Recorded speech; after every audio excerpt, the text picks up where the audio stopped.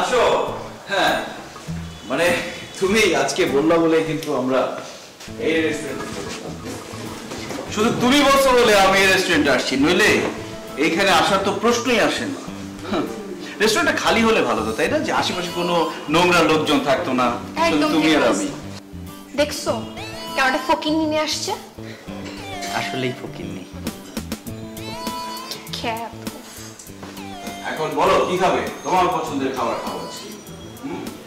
তোমার যেটা ইচ্ছে সেটা অর্ডার বাহ কি লক্ষ্মী তুমি। মানে আজকে আর তোর খাওয়া লাগবে না, তুই বাথরুমে যা। হ্যাঁ বাথরুমে যা। Excuse me. তোমাকে কি আমি মাঝখানে কথা বলতে বলছি? কি খাবো? পাস্তা? পাস্তা? জুস। ঠিক আছে। শুধু আমাদের জন্য, আশেপাশের মানুষজন কি খেয়ে না খেলে সেটা আমাদের দেখা দরকার। ইয়েস।